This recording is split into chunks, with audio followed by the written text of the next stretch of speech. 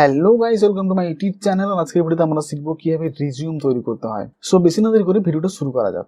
তো আমরা চলে এসেছি আমাদের এমএস ওয়ার্ডে। আই হোপ ভিডিওটা তোমার ভালো লাগবে। So please hit the like button and computer related ভিডিওর আপডেট পেতে সাবস্ক্রাইব দিস চ্যানেল। রিজিউম বানানোর জন্য সর্বপ্রথম আমাদের যেটা প্রয়োজন সেটা হচ্ছে পেজ সেটআপ। ওকে, তো আমরা পেজ লেআউটে গিয়ে পেজ সেটআপ করে নেব। পেজ সাইজ যেটা সেটা A4 রাখবো। ওকে, কারণ নর্মালি আমরা প্রিন্ট আউট A4 পেজের উপরেই নিই। তো আমরা এখানে মার্জিনগুলোকে একটু অ্যাডজাস্ট করে নেব।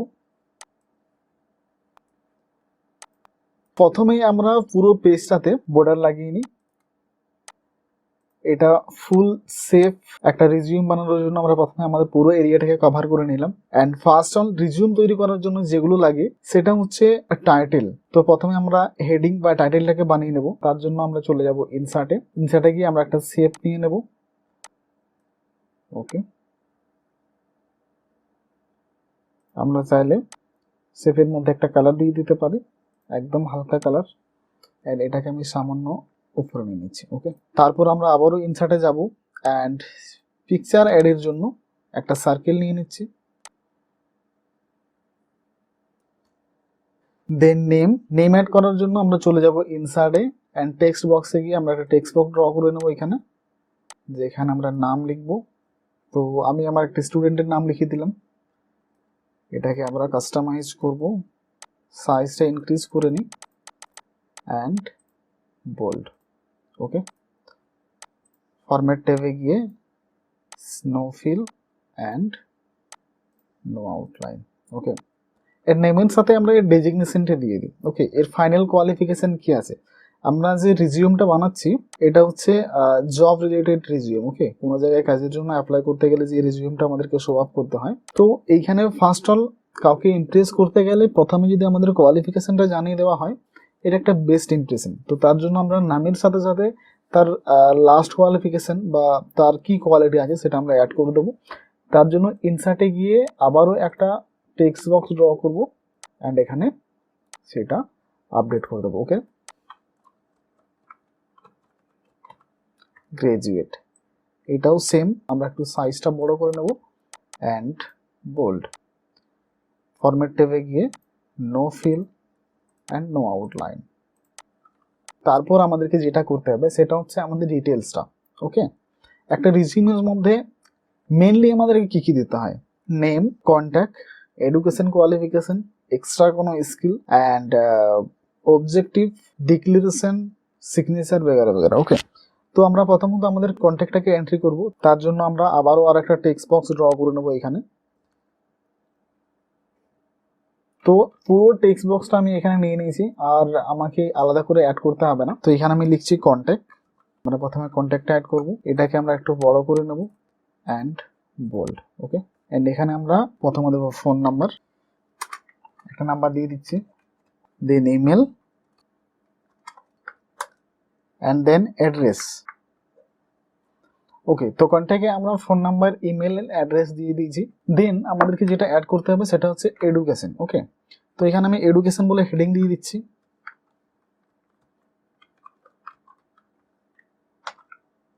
ওকে, অ্যান্ড এটা আমরা সেম করব, ফরম্যাট প্রিন্টারের মাধ্যমে এটাকে করে নিচ্ছি। ওকে, তো এডুকেশন আমরা অ্যাড করব প্রথমত সাল, কোন কোন সালে সে কোন ডিগ্রি করেছে। তো আমি এখানে প্রথমে মাধ্যমিক থেকে শুরু করছি। মাধ্যমিক আমি আনুমানিক লিখে নিচ্ছি 2016-17, অ্যান্ড এটাকে আমরা ছোট করে নেব। ওকে, এখানে লিখবো মাধ্যমিক, মাধ্যমিক পাস করে দিলাম। তারপর আমরা লিখবো স্কুলের নাম সিলভা আরসি ইনস্টিটিউট। আমরা এগুলোর গ্যাপটা একটু কম করে নিই, 1.0 করে নিই, তাতে আরো দেখতে সুন্দর লাগবে। তো মাধ্যমিক এডুকেশন আমরা কমপ্লিট করে নিয়েছি। এরপর আমরা দেবো হায়ার সেকেন্ডারির সালটা বসিয়ে নিই 2018-19 higher secondary Belpahari. Okay, and graduate তার লাস্ট কোয়ালিফিকেশন আমরা প্রথমেই নামের নিচে গ্রাজুয়েট লিখেছি। ওকে, তো গ্রাজুয়েট লাস্ট কোয়ালিফিকেশনটা এখানে আমরা 2020-21 করে নিচ্ছি। ওকে, লিখবো গ্রাজুয়েট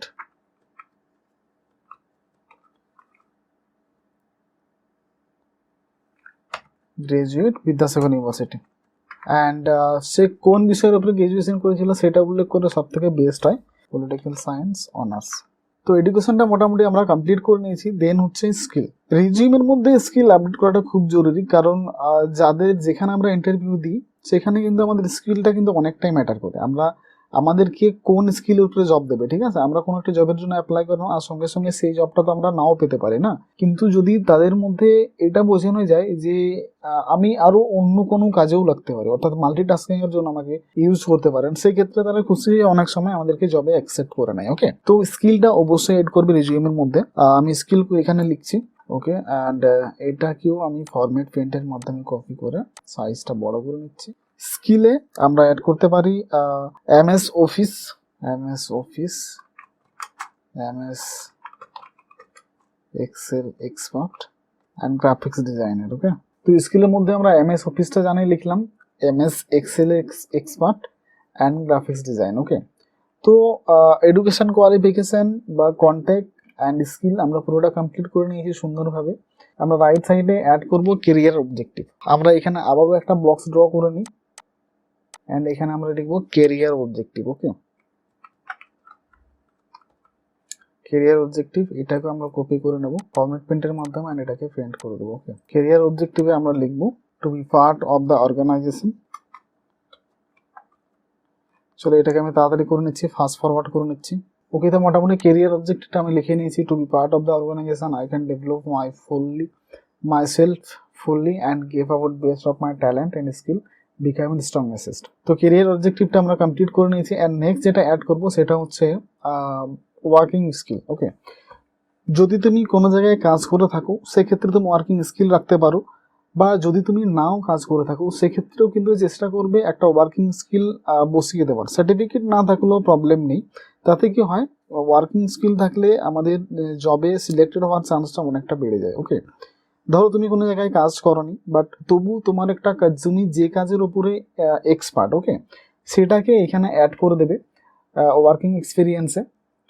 এতে অনেকটা চান্স বেড়ে যায় জব পাওয়ার জন্য। ওকে, কারণ সব জায়গাতেই এখন যেখানে তুমি ইন্টারভিউ দিতে যাও সেখানে আমাদেরকে চাই যে আমরা যাতে প্রথম থেকে এক্সপিরিয়েন্স করে আসি। ফ্রেশার ক্যান্ডিডেটকে কিন্তু জবের জন্য খুব প্রবলেম হয়। ওকে, তো আমরা নিজের মতো করে একটা জব এক্সপিরিয়েন্স বানিয়ে সেটাকে আমরা এখানে অ্যাড করে দেবো। ওকে, যে কাজটা আমরা ভালো করে জানি সেই কাজটাকে আমরা এক্সপিরিয়েন্সের উপরে দেখাতে পারি। ওকে, তো এখানে আমি আরো একটা বক্স ড্র করে নিচ্ছি জব এক্সপিরিয়েন্সের জন্য।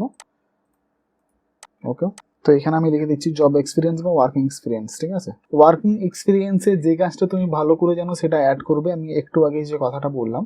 ওকে, তো আমি এখানে নর্মালি একটা অ্যাড করে দিচ্ছি। চলো এটাকে আমি ফাস্ট ফরওয়ার্ড করে নিচ্ছি। ওকে, তো আমি লিখে নিয়েছি 2020-21 সালে আমি কোনো একটা কাজ করেছিলাম, সেটার উপরে আমার কি কি এক্সপিরিয়েন্স রয়েছে সেটা আমি এখানে অ্যাড করে দিলাম। ওকে, এটা কিন্তু must be skill and working experience, এগুলো কিন্তু অবশ্যই অ্যাড করবে।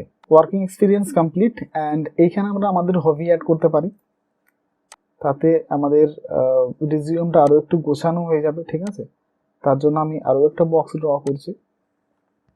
হবি তোমরা তোমাদের মতো করে অ্যাড করো, তোমরা যে বিষয়ে যে তোমাদের যা যা হবি আছে। ধরো আমি গান শুনতে ভালোবাসি, ক্রিকেট খেলতে ভালোবাসি, তো আমি ক্রিকেট লিখে দিচ্ছি এখানে ক্রিকেট। ওকে, তো আমি আমার হবিসগুলো অ্যাড করে নিয়েছি, playing cricket, listen music, learning, photography ইত্যাদি ইত্যাদি। ওকে, তো তোমরা নিজেদের ইচ্ছে মতো নয়, তোমাদের যা যা হবি আছে নিজেদের সেগুলোকে অ্যাড করবে, এটা খুব ম্যাটার করে। ওকে, এটা বাধ্যতামূলক নয় বাট অ্যাড করলে খুব ভালো।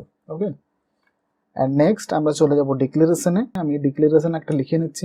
ঠিক আছে, ওকে, তো মোটামুটি আমি একটা ডিক্লারেশন লিখে নিয়েছি অ্যান্ড এখানে আমরা অ্যাড করব ডেট অ্যান্ড টাইম, বা ডেট অ্যান্ড টাইম না অ্যাড করলেও চলবে। আমরা এখানে সিগনেচার লিখে নিচ্ছি, সিগনেচার। তো মোটামুটি আমাদের রিজিউম কমপ্লিট।